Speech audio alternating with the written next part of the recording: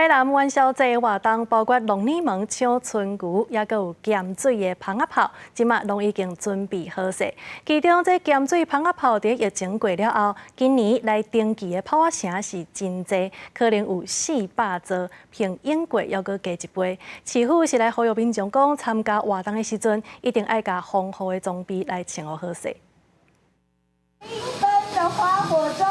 启动炮声了后，嘛代表正统龙耳门圣保庙的元宵节活动准备要起鼓。因过庙方的活动拢有吸引上万人去参加，佮再加上抢春牛，有过今年的元宵节活动会当超过50万人去参与，所以嘛呼吁民众装备得穿好条，安全第一。抢春牛的时阵，要注意安全，含这个高空烟火，含这个炸红炮的时阵啊，这个穿着啊，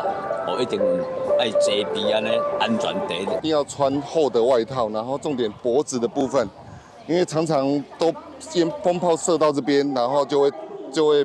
爆掉，然后造成自己受伤，所以我们特别注意说颈部的安全。另外，台南嘛正出名的咸水蜂仔炮，当地当咧无用白炮啊。 甲去年200多座比起来，今年的炮声规模扩大，可能会当有400座。特登注意在咧摆个固定，咧摆个一座拢好60万起安尼啊。今年的元宵节刚好是星期六，然后加上前一阵子都是疫情的关系哈，所以在大家在释放的时候，可能家户有时候有些就变比较少哈，所以在今年的时候呢，蜂炮的数量哈有比去年往年那时候都有多。 不过，若要参加蜂仔炮的活动，就一定要顾虑到家己的安全。去年咸水蜂仔炮就有70个人受伤，这届元宵节个拄好拄到拜六，有个会当吸引到愈侪人做伙来闹热。市府嘛呼吁大家防护装备得穿好条，才会当算了欢喜，个算了安全。记者综合报道。